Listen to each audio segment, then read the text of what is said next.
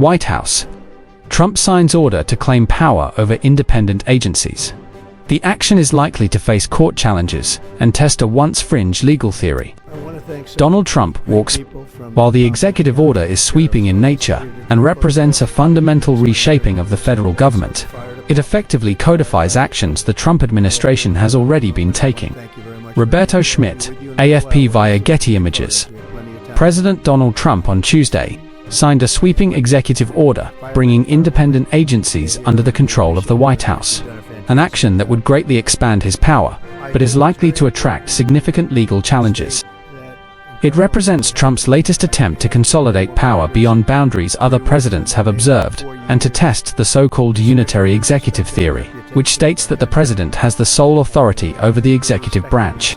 And it reflects the influence of Russ Vought, Trump's budget chief, one of several conservatives in his orbit who have called for axing independent arms of the executive branch.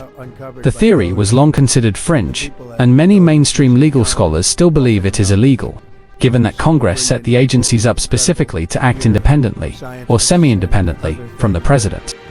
These include the Federal Communications Commission, the Federal Trade Commission, and the Securities and Exchange Commission, all of which enact regulations and can impose hefty fines on businesses that violate the rules.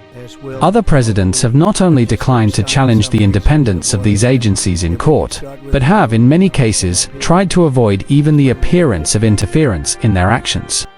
Many leaders appointed to the agencies serve terms that last longer than a single presidency, in an effort to help shield them from political pressure. The order would take that independence away by granting Vought, who reports to Trump, supervising power.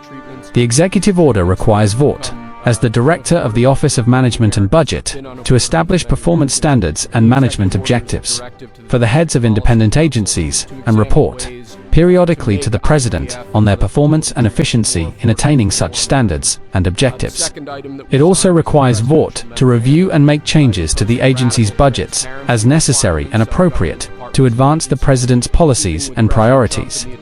For the federal government to be truly accountable to the American people, officials who wield vast executive power must be supervised and controlled by the people's elected president, the executive order states. While the executive order is sweeping in nature and represents a fundamental reshaping of the federal government, it effectively codifies actions the Trump administration has already been taking, setting up the administration's legal position in an expected court fight.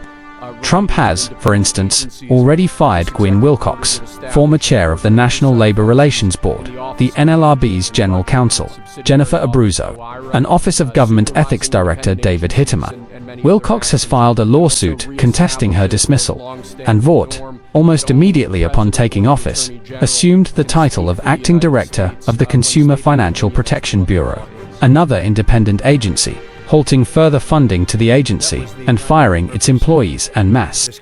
But the order has broad, and potentially immediate, implications for a host of other independent agencies that have not yet been penetrated by the administration.